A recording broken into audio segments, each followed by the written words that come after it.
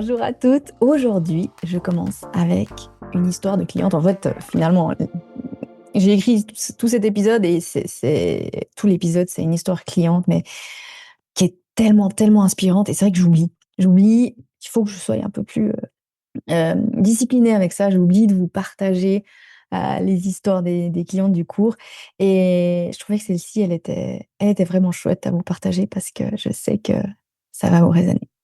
Donc, ma cliente ne voulait pas y croire. Alors, des fois, je mets les prénoms, je vous l'ai déjà dit, je crois. Des fois, je mets juste le début du prénom. Des fois, je change les prénoms tout simplement parce que je tiens à garder votre anonymat.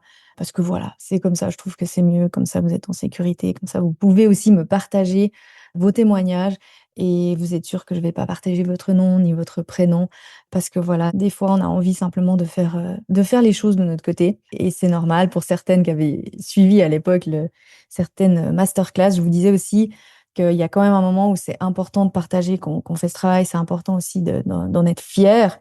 Mais comme là, voilà, il y a peut-être des implications, des fois vous connaissez des gens, vous n'avez pas envie qu'ils sachent. Je trouve toujours que c'est mieux de ne pas mettre vos prénoms. Donc voilà, ma cliente, qu'on va appeler M, ne voulait pas y croire. Pas parce qu'elle ne voulait pas aimer, pas parce qu'elle ne voulait pas rencontrer quelqu'un, pas parce qu'elle avait la haine contre les hommes, pas du tout, mais parce qu'elle n'avait pas envie de se forcer. Et elle me partageait, ok, ok, j'ai bien compris que si j'y crois, ça va fonctionner. Mais si ça fonctionne, ça voudra aussi dire que je vais devoir me forcer. Et ça, elle ne voulait plus, elle avait plus envie de se forcer. Elle ne voulait pas devoir cuisiner pour lui faire plaisir, alors qu'au fond, elle avait juste envie de commander un plat en ligne. Elle ne voulait pas devoir surpasser au sport pour lui prouver qu'elle était forte, désirable et aimable. Elle ne voulait pas risquer de devoir coucher 3, 4, 5 fois par semaine pour éviter qu'il ne la trompe. Elle ne voulait pas devoir être la belle-fille parfaite, aller à tous les anniversaires, sourire, faire bonne figure. Elle ne voulait pas devoir renoncer à ses rêves de voyage parce que lui, par exemple, n'en aurait peut-être pas les moyens ou pas le temps ou pas la disponibilité. Alors elle résistait. Hein, son corps résistait. Pas vraiment à l'amour, mais à ce qu'elle croyait que l'amour allait exiger d'elle. Elle préférait ne pas y croire. Parce que dans sa tête, c'était simple. Pas y croire égale ne pas se forcer. Logique. Et au fond, elle se disait, si ça doit arriver, ça arrivera naturellement. Oui, Tim, ça arrivera naturellement. Je vous vois, ça va vous parler. Et cette histoire de ça arrivera naturellement, c'est normal. On en a déjà parlé. Le naturel, donc ça arrivera naturellement, agit comme un coussin de confort. Une espèce de garantie de facilité, mais surtout une garantie de justesse. Si je le rencontre naturellement, c'est que c'est l'univers, Dieu, le destin qui me l'envoie et que ça va fonctionner. D'accord? Parce qu'on est entraîné à penser ça, hein, je le rappelle. C'est un entraînement, c'est un conditionnement. On est entraîné à penser ça. C'est pas, ça ne nous vient pas naturellement de penser ça va arriver, ça doit arriver naturellement. Sauf qu'à un moment, elle a eu un déclic. Elle a réalisé que naturellement, c'était déjà arrivé. Et c'est là qu'elle est rentrée dans le cours. C'était arrivé, pas une fois, pas deux fois, pas trois fois, 7 fois au cours de sa carrière amoureuse. 7 rencontres, 7 débuts d'histoire qu'elle avait commencé sans effort, naturellement. 7 fois où elle s'était dit: «C'est fluide, c'est naturel, c'est peut-être le bon». Et pourtant, les 7 fois, ça n'a pas fonctionné et elle s'est forcée.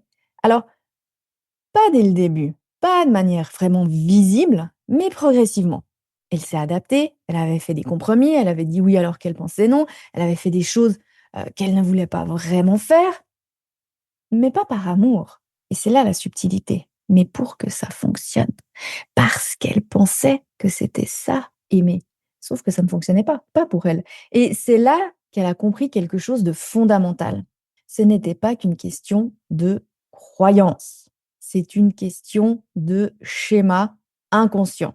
Parce que je vous parle beaucoup des croyances, bien évidemment. Ça, c'est juste la base. Mais après, on doit transformer le schéma dans son entier. Parce qu'un schéma, c'est un schéma d'habitude. Un schéma, c'était un schéma pour elle qu'elle n'avait pas choisi, comme nous toutes.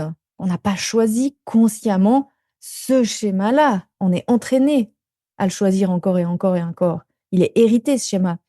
C'était celui des parents, celui des grands-parents, celui des autres et bien sûr, ce schéma, il se forge et s'ancre au fil de nos mauvaises expériences, donc au fil de ses mauvaises expériences à elle et c'était un schéma pour elle invisible qui disait: «On doit se forcer pour que ça fonctionne».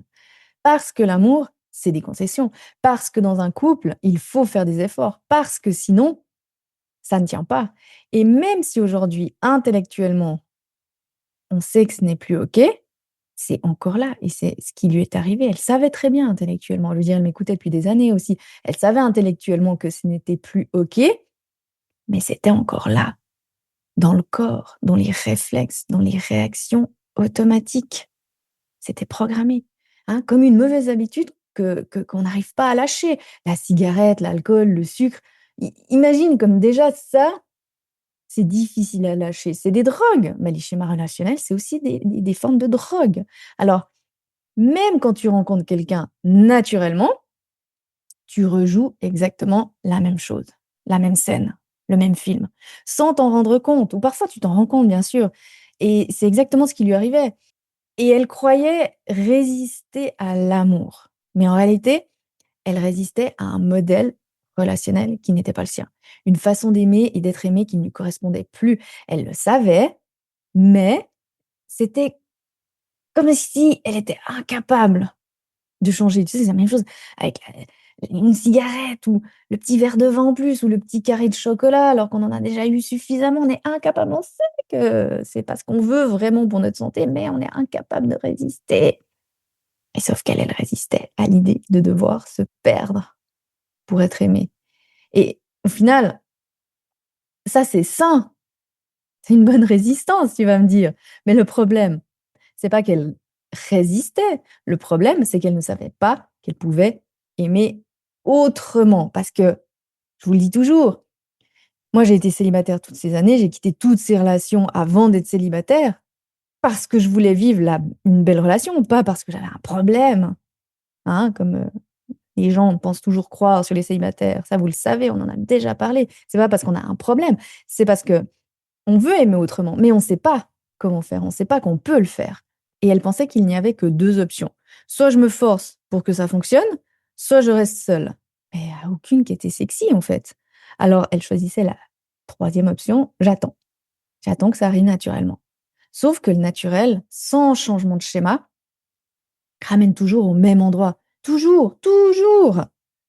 Et avec Change ton schéma amoureux, elle a compris qu'elle n'avait pas besoin de se forcer, qu'elle ne pouvait pas non plus continuer avec le même schéma, parce qu'elle perdait des précieuses années, parce qu'elle allait retomber dans le même schéma et encore manquer quelqu'un de génial. Elle devait créer le sien, un schéma dans lequel elle n'avait pas à prouver quoi que ce soit, elle n'avait pas à se suradapter, elle n'avait pas à renoncer à quoi que ce soit, elle n'avait pas à jouer un rôle. Un schéma dans lequel elle est choisie pour qui elle est, mais qui elle est vraiment, sans peur, ni conditionnement, ni programmation. Et pas pour ce qu'elle fait ou ne fait pas. Et c'est exactement ce qu'elle a pu faire avec le cours. Elle a observé ses automatismes, elle a compris ses réactions, elle a vu là où elle se trahissait, elle m'a posé des questions quand elle avait des doutes et elle a enfin compris comment se déprogrammer. Et surtout, elle sait reprogrammer.